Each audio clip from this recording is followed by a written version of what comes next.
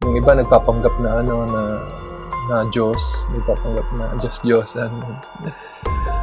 Sabi, ako ang ama, yung mga ganun yung albularyo. Tinawag ko yung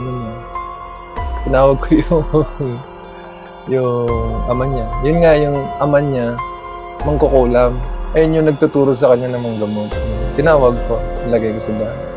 Hello guys, welcome to my video. Pag-uusapan naman natin yung mga tungkol sa Fallen Watchers. Itong mga Fallen Watchers, sila yung mga Fallen Angels na tumalikod sa tungkulin nila na binigay sa kanila ng Diyos na magbantay sa mga tao. Itong mga Fallen Angels, sila rin yung mga Fallen Watchers na imbis na magbantay ay pinagnasaan yung mga kababaihan noong unang panahon ni Noah. Itong mga Fallen Watchers, bumaba sila sa lupa. Nangyari sa kanila, pagbaba nila sa lupa, nag-anyong tao sila, naging flesh sila. Pagbaba nila dito dahil pinagdasaan nila yung mga babae, yung mga diwata. Nung unang panahon, mga teenager pa sila. Napangasawa nila yung mga fallen angels, mga fallen watchers. Imbis na magbantay, pinagdasaan nila yung mga kababaihan. Yung mga fallen angels na anyong lalaki sila, anyong flesh sila, at nakisiping sa mga kababaihan ng mundo. Tinatawag niyo yung mga diwata. Yung mga naging anak nila, naging higante. Dahil yung fallen angels, mataas yung chromosomes nila. Sa dugo natin, meron tayong X and Y chromosomes. Yung X, yun yung sa babae, yung makukuha natin sa nanay. Yung Y naman, yung makukuha natin sa tatay. Ang nangyari kasi sa mga fallen angels, nag-anyong flesh sila. So, nag-anyong tao sila. So, flesh sila, physical sila. So, yung Y chromosomes na galing sa tatay ay nakuha ng anak. So, yung magiging anak ng diwata at nung fallen angels ay may Y chromosomes. May X and Y chromosomes. Yung X yung galing sa nanay, tapos may Y din sila na galing sa tatay. Dahil nakuha nila yung chromosomes na yun, yung dugo yung properties ng galing sa tatay nila, naging higante sila. Yun ang pagkakaiba. So versus yan, magkakalaban yan, yung fallen angels. Ang kinakalaban nila, si God. Yung mga fallen angels, sila yung nagpapanggap na Diyos-Diyosan. Tulad din ni Satanas na nagpapanggap na Diyos-Diyosan. Yung properties ng dugo nila nang galing sa nanay at galing sa tatay. So nakuha, may X and Y chromosomes ng mga higante. Kaya naging higante. Kung hindi nakuha nung higante, yung chromosomes nung sa tatay nila, sa fallen watchers, hindi sila magiging higante. So versus yan. So kung mapapansin nyo, etong higante, aswang siya. Noong unang panahon, konti pa lang yung pagkain. So yung wala silang ginagawa, ang nangyari sa kanila, kinakain nila yung mga tao. Mga kasamahan din nila, kinakain din nila. So, higanting aswang sila. Sila rin yung mga nagmamanifest sa mga mangkukulam, sa mga albularyo, yung mga merong occult powers. Tapos yung diwata versus Mary. So, tapos ito namang giants, yung higante, yung the beast, yung aswang na sumasapi sa mga mangkukulam, sa mga albularyo na occult. Yan. Sila rin yung nagiging aswang, yung mga albularyo. Dahil yung mga albularyo, kapag hindi nila naipasa yung mga kaluluwa ng mga pasyente nila, mga tao, magiging aswang din sila kapag nasobran sila. Ayun yung pinakakapangyarihan nila. So versus yan, itong Diwata versus Mary, tapos yung Giants versus Jesus. Kung mapapansin nyo, si God naman bumaba mula sa langit. Tapos nilimliman si Mama Mary. Tapos hindi siya anyong flesh dahil magkakaroon siya ng Y chromosomes. Nagkaanak sila. Ang anak nila si Jesus. So si Jesus, ang properties niya, meron lang siyang chromosomes galing sa nanay. So yung chromosomes wala sa tatay, hindi nakuha dahil hindi nag-anyong flesh si God. So ang nag-anyong flesh lang itong mga fallen angels. Kung pag-uusapan ng flesh, so itong mga fallen angels, kalibugan sila. So kung may kalibugan ka sa katawan mo, so alisin mo yan. Maaring sinasapian ka or mina-mind control ka ng mga fallen angels. So versus yan, naman sila, kalibugan, mga flesh, ganyan, karumihan, ganyan. Tapos si God naman, dahil spirit siya, sila? Holiness naman sila. Holiness naman yung kay God, kay Mama Mary naman. Ganun din, holiness din. Kay Jesus, holiness din. So itong mga diwata versus Mary, sila yung nagkaanak ng higante. Sila yung sumasapi sa mga mangkukulam, sa mga albularyo. So kung mapapansin nyo, itong higanting aswang, siya yung kumakain ng tao.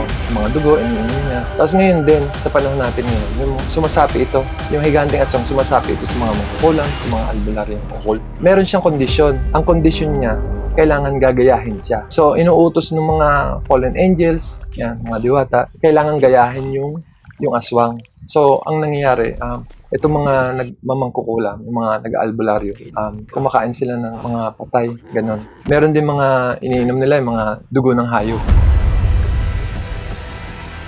Meron ako napanood yung mga kinukuha nila sa sementeryo. Sa panahon na to, para magkaroon sila ng power, kinukuha nila yung buto nun sa tuhod. Tinatawag nilang tuway-tuway. Kinukuha nila yung buto, tapos kinakain nila, sinisubo nila. Tapos sasapian na sila nung giants, nung higanteng aswang. Yung kaluluwa ng higanteng aswang. Yung panahon ng higanteng aswang, napusa sila ng baha yung panahon nila. So, mga kaluluwa na lang sila. Nabind sila, dito sila nabind sa ibabaw ng lupa dahil lahi sila ng fallen angels at ng tao. So, dalawa sila, half sila. So, kaya nabind sila sa lupa. Ngayon naman, ang nangyayari, nangahawa sila ng kasamaan, ng karumihan. Pati yung mga pasyente nila, hinahawaan nila, ganyan. Nangyayari, involved dyan yung hininga, tapos involved din dyan yung lalagyan ng pawis, libag, ipapa-intake doon sa katawan ng biktima nila. Yung mga mangkukulam, nanduruga sila, so nilalagyan nila yung pagkain ng biktima nila, ng libag nila, or kahit anong content sa katawan nila. Dahil yung katawan nila, kinurse nila yung katawan nila. So kailangan nila kasing gayahin yung higanting aswang para sapian sila ng higanting aswang. So, ang content ng katawan nila, curse na sila. Curse yung katawan nila. So, ang nangyari, nangahawa sila, nagpapanggap sila, mga albularyo, yan. Pero hinahawaan nila yung mga pasyente nila. Tapos, masasapian na sila. Yung content nung kasi atomic pag kaluluwa na lang tayo, atomic yung natin yung properties ng kaluluwa natin So, may electron. Yung electron, yun yung pinaka-kuryente. Yung kuryente na sa kaluluwa natin. So, kapag may flash tayo, meron tayong neutron. Kapag kaluluwa na lang tayo, electron na lang tayo. Yun ang problema kapag napasukan ka ng mangkukulam ng properties ng katawan niya. Yun. Magkakaroon ng sumpa yung katawan mo, mahahawaan ka, tapos makokontrol ka nila, mamamanipulate ka nila. Katawan mo, magiging puppet ka nila. Mapapagalaw nila yung katawan mo, tapos masasaksak nila or masasaktan nila, ganun. Sa experience ko, ganun yung ginagawa nila. Sa pagkain, nilalagay nila. So, ganun. Pagka nakain mo yun, pangkuha na yun ng kaluluwa. So, yun na yun. Pagka nakuha nila yung kaluluwa mo, kapag napakain ka, na-intake mo yung content nila sa katawan, mahahawaan ka. Tapos, kapag kinulam ka nila, sobrang sakit. Kasi meron kang na-intake mo. May control sila sa katawan mo. So, pag ganun, magpenitensya ka kapag ka na-intake mo, magpenitensya ka. Para mabitawan ka namang kukulam. Kasi sila, sumasapi rin sila. Hindi lang sila sumasapi sa isip, sumasapi rin sila sa katawan. So, meron tayong, tinatawag na sapi na yung full takeover, yun yung sapi. Pero naman yung, electron na sapi, yung radio frequency, yung isip mo. Kasi yung properties ng radio frequency, meron niyang wave, magnetic, at meron niyang light. So, meron siyang light and sound. Kung anong nakikita mo sa memory mo, yan yung electron na visual. Yung magnetic naman, yan naman yung sounds. Kung meron kang naiisip na sounds, yan yung magnetic. Yan yung properties sa radio frequency. Meron tayo nun, pero mahina nga lang. Danger. Kapag hindi mo na-control yung radio frequency mo, tapos naibigkas mo, tulad ng mga curses yan sa mga mura. Radio frequency rin yan.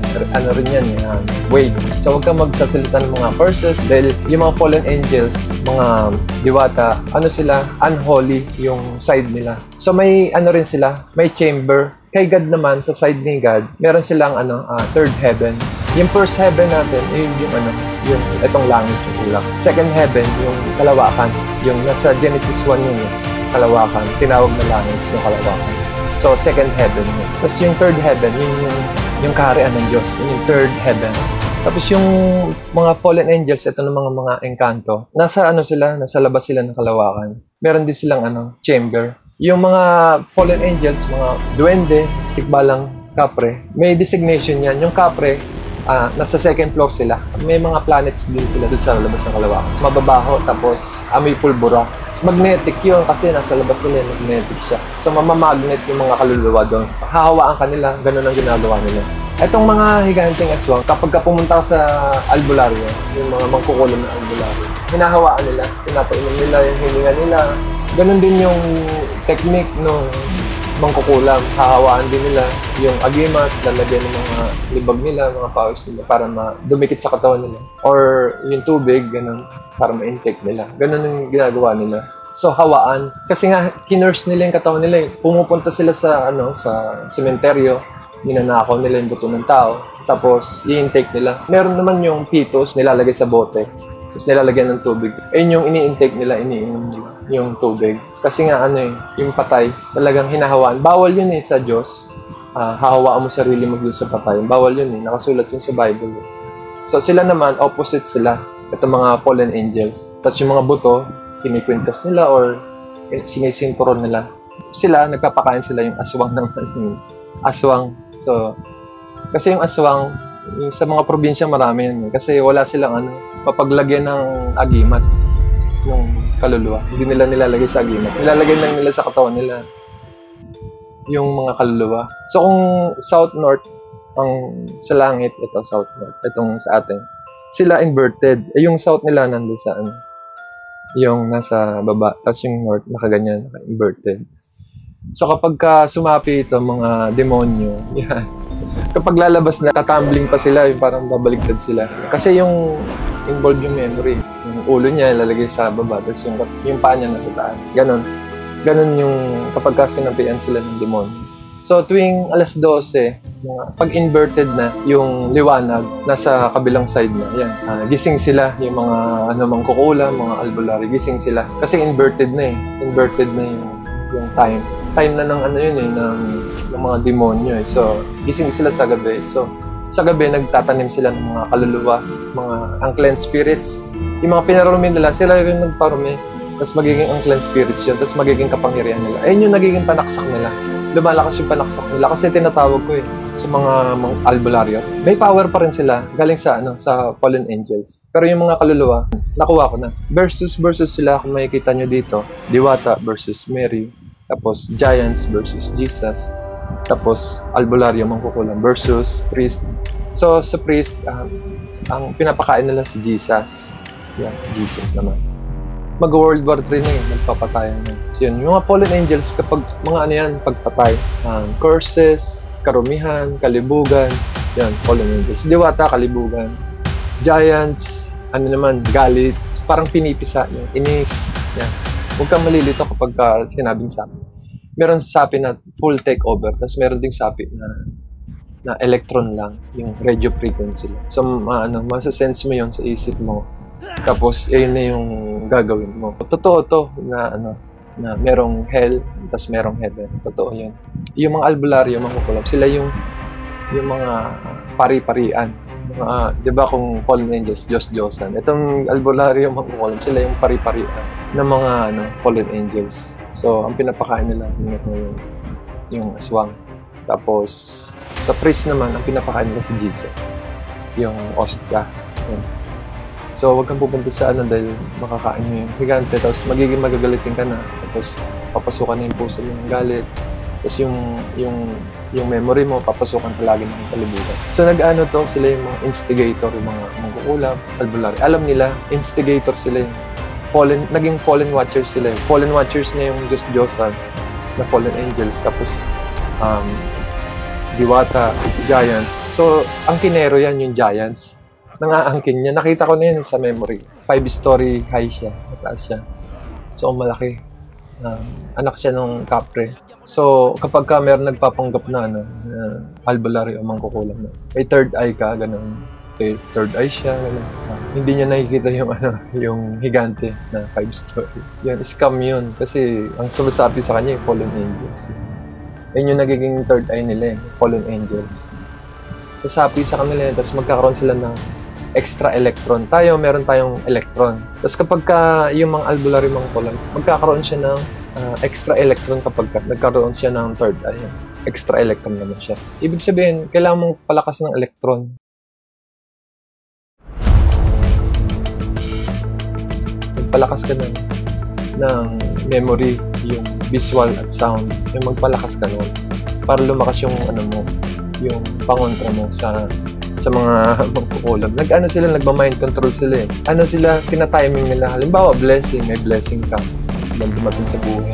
Galing sa Diyos yun. Sila, second motion. Kapag tumanggap ka ng kabutihan, ibayad ka ng kabutihan. So, sila naman, second motion sila. Kapag tumanggap ka ng kabutihan, sila, aatake sila. magpapanggap sila na Diyos-Diyosan. Yan. Ganun din yung atake nila, mga albularyo, magpapanggap sila na Diyos-Diyosan. Ito, para swertein ka, ganyan, magpapanggap sila. Kaya yung may mga pamahiin, kapag may pamahiin kang naiisip, yung albularyo, yun, mangkukulan na kinasapyan. Kaya ka nagkakaroon ng pamahiin. So pare-parehas to yung mga diwata, giants, albularyo, mangkukulan, fallen angels. Nagma-mind control sila. Lahat kasi tayo meron tayong radio frequency, meron tayong atom sa katawan. So meron lang tayong hindi fully developed, maliit lang yung mga electron. So hindi mo sila mapapansin. Pero pag pinalakas mo yung memory mo, mapapansin mo sila. Nananakop lang sila. So kung may takot ka sa puso mo, alis mo yung takot. So pundasyon nila yung takot din. Tapos yung mga objects, mga ari-arian, mga bagay na nasa puso mo. Masa-sense nila yun kasi meron silang third eye, meron silang radio frequency na malakas. Meron silang sapi. So kung ito yung electron nila, merong sapi na isa malakas. Nag-i-instigate din sila ng mga kasalanan. Yan. Ayun nga, tuwing may blessing ka, kapanggap sila ng Diyos-Diyosan. Papasukan yung isip mo. Yan, pag may pumasok at pamahiin, yun, yung mga albularyo, yung mga mangkukulam yun, pinapasukan yung isip mo. Kapag nasagap mo yun, yung delikado. Kapag matatakotin ka, huwag ka matatakotin. So, nagbe-ventriloquize din to. So, huwag ka makikipag-usap sa mga ganyan. Nagbe-ventriloquize sila. So, yung mga fallen angels, nagbe-ventriloquize sila. Mga diwata, mga giants, mga albularyo, mangkukulam. So, huwag mong kakausapin. Meron ka lang palaging isang sasabihin. Halimbawa, prayer. May prayer ka palagi sa isip mo, sa memory mo, yung Hail Mary at yung Crux Sacrasit, yung Saint Benedict. So, hindi nila kaya yun. Kapag kinabisado mo yun, maririnig nila yun. Hindi nila kaya yun. Yung higanteng aswang, kasi panlaban yun sa higanteng aswang. So, lagi mong kakabisado yun para may pangontra ka. Huwag kang papayag na, na alilain ka nila, tatakotin ka nila, tapos uutusan ka nilang, para yumaman, ganyan, papagawasan. Scam yun. So, dalawang side dyan. Kaya meron tayong sa side natin sa simbahan. Merong, kumpisal. So, merong kumpisal doon. Dahil yung mga albularyo, mangkukulam, nagpapanggap silang Diyos-Diyosan. Inuutusan nila yung mga tao na gumawa ng kasalanan. Pinaglalaban nila yung mga Kristiyano. Huwag mo silang kakausapin. Dahil sila, scammer, mga sila, nagbe-ventriloquize. Pag namatay sila naman yung nagiging unsaint. Di ba sa priest, sa mga madre, yan, kapag namatay sila, meron tayong mga saint. Yung kaluluwa ng mga albularyo, mga mangkukulam, magiging unsaint naman sila. Meron din silang kahariang din kasi parang match sila. Merong unsaint, sa kabila naman saint. Nandito pa rin sila sa giants, hawak sila ng giants, ng higanteng aswang. So, kontrolado sila. Yun yung mga unclean spirits, mga kaluluwa ng mga albularyo. Natatawag ko. Pagka natawag ko, nag-iusidahan. Sila naman yung yung nagsasabi mong gamot. Tuturuan niya yung anak niya. Yung gamot. Yun, kaya yung mga albularyo, meron silang ninuno na nagtuturo sa kanila. Yung mga natawag ko ng mga albularyo, natawag ko niya yung mga nila, yung mga ninuno nila, yung mga unclean spirits, kung ano meron sa katawan. Tawag ko na. Ang problema, naturuan sila kaya tuloy-tuloy pa rin yung pag-albularyo nila. Tuloy-tuloy pa rin. May knowledge na sila, naturuan na sila. Yung mga mangkukulam, tuloy-tuloy pa rin sila. Kahit na natawag ko na yung mga bihag nila. Nabibihag nila yung mga kaluluwa, yung mga unclean spirits, nabibihag nila. Yung isa, in polarity, south na. Tapos yung isa naman, pataas yung polarity nila, yung isa naman pababa, yung polarity. So, dalawang side sila. So, kung nasa side ka ng mga fallen angels, mga duwende, yan. Nagbebenta sila mga albularyo, nagbebenta sila mga sa duwende, agimat ng duwende. Yun, kapag ka namatay ka, pupunta ka doon sa chamber nila. Yung kapre nasa second floor, yung duwende nasa baba. Yung tikbalang naman nasa in between. So kapag ka napunta ka sa kapre, kapag ka ginagawa kang puppet ng kapre, tigilan mo. Huwag kang magpapapapet, galit, pagpatay, mura, yan, kapre yun. Ano naman yun? Mataas yun, second floor yun. Meron ako kilala na namatay siya. yung babae. Tinanong ko siya, bakit ka nandyan? Discover ko yung kapre. Nasa second floor siya. Nandun siya sa planeta ng mga kapre. Para mabawi ko siya, kailangan ko siyang iyakan. Kailangan ko mag-sorry kay Jesus. Tapos kailangan ko ako yung magbanggit ng pagsisorry para sa kanya. Tapos kailangan ko umiyak. Kailangan kong alayan ng luha. So kapag ikaw mag-anak ka, namatay, alayan mo ng luha. Tapos mag-sorry ka kay Jesus. Yung pag-iyak mo, yung emotion mo, ibaling mo kay Jesus. Mag-sorry ka kay Jesus. Nailigtas siya. Nahirapan ako na nailipat yung babae. Kasi second floor siya eh. Kapag duwende naman, nangahawa ito, nagbebentriloquist to. Ganon din yung sa kapre nagbebentriloquist. So kapag may hinahawaan ka, mga mura, yan, sa isip mo, duwende yun. Duwende or kapre. Nangahawa ka eh. Pinapasok mo yung isip mo doon sa isip ng kapwa mo. So, itong mga fallen angels, ang technique mo, betrayal, taksil. Kapag nagtatraidor ka, nagtataksil ka, ayun, fallen angels yun, sinasapian ka. So, kapag nagtataksil ka or nagtatraidor ka sa kapwa mo, ginagawa mo, binebentriloquist mo, hinahawaan mo, kasamaan, maaring demonyong kapre yun, or maaring demonyong duwende or demonyong tikbalan. Tapos meron pa isa yung si Satanas. Si Satanas, siya yung pasimuno talaga. Lagi mo lang tatandaan betrayal. Kasi Satanas, siya betrayal. Nangyayari kay Judas, betrayal din. So, mare-recognize mo. So, i-recognize mo kung anong ginagawa mo kung nagbe-betrayal ka sa kapwa. Tigilan mo. Dahil yung kakilala ko na namatay, demonyong duwende naman ang kumuha sa kanya. So, namatay siya. Punta siya doon sa baba, sa chamber nila. Ayun, naiyakan ko, awa ng Diyos, naalaya ko ng luha. Tapos, nag-sorry ako kay Jesus. Tapos, awa ng Diyos, nailipat ko siya sa purgatory sa gitna. Purgatory nasa gitna yan ng kalawakan at yung chamber ng fallen watchers. Iwasan mo yun kapag pumunta ka sa albularyo tapos sinabi nila kapre, ganyan. Delikado. Tigilan mo yung pagsasalita mo ng walang kabuluhan. Kapag nagsasalita ng walang kabuluhan, sumasabay yung mga kapre, ganyan.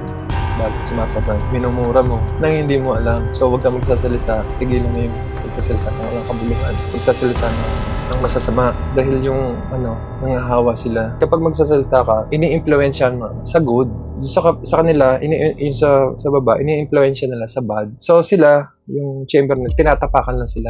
Kaya, napipisala sila. Galit sila. Kaya, kapag mamamatay na yung tao, nagagalit siya. Delikado. Kapag may galit sa puso niya bago siya mamatay, delikado. Bad sign yun na makukuha siya ng it's either sa mga fallen watchers or giants. So, itong yung giants, sinisisi niya yung nanay niya, yung diwata. Kaya may curses siya, may curses din siya. So, kung may curses ka, may mura sa bibig mo patungkol sa mother or nanay, yan, yung higanting aswang yun.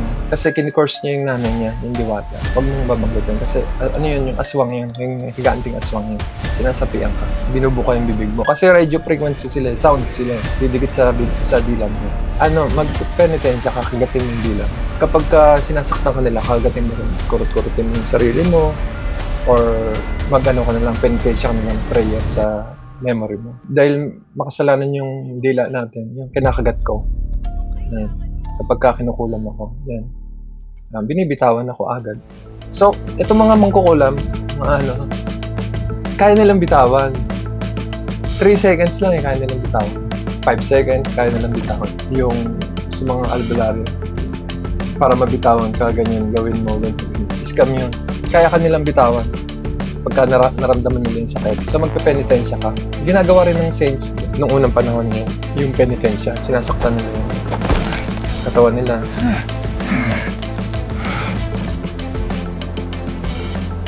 Ito, bumili ako. Meron ako nito. So, kapag may ginagawa ako, kinakagat ko na lang dila. Hinintayin ko mga 5 minutes. Nagano sila tinatago nila na bawal malaman na mabibitawan nila. Ito nga pala yung nabili kong clip sa Shopee. So, malaki siya. Ang sukat niya, 6 cm. Nabil ko siya sa Shopee. Bumili ako nito para sa penitensya ko. Yung mga mangkukulam ay nangungulit. So kapag ginamit ko to, sobrang sakit niya.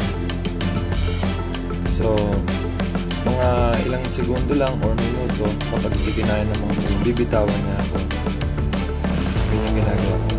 Kapag hindi ko naman kaya yung sakit, dahil bago pa siya, sobrang malakas yung pag-ibig niya, binabawasan ko siya. Yan.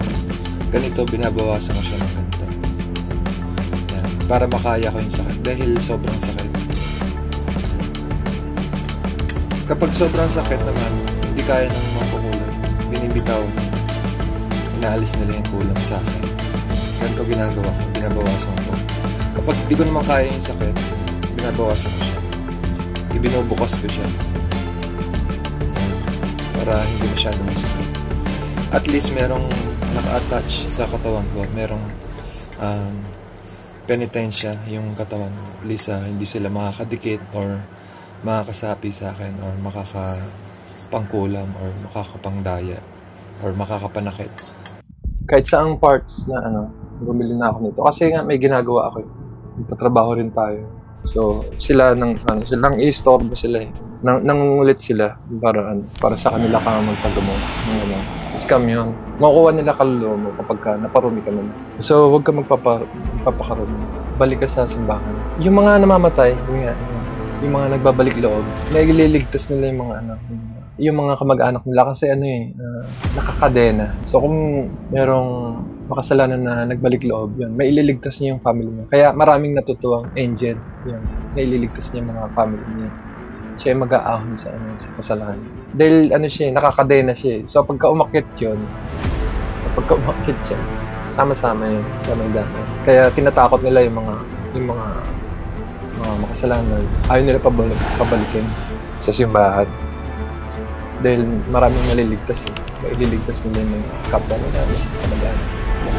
Tapos yun, bantayan mo yung isip mo, yung memory mo. Kasi nagmamind control sila, itong mga ito. Nagmamind control sila. So, kailangan may handa kang sagot, may handa kang sabihin. Nagbe-ventriloquist kasi sila. Sila rin yung magtatanong kasi sila rin yung sagot. So, wag mo silang kakausapin. Magpalakas ka lang, mag-pray ka lang. Tapos, alisin mo yung galit sa puso mo. Kasi pagka may galit ka, mga ventriloquist ka na mo. Mahahawaan ka na.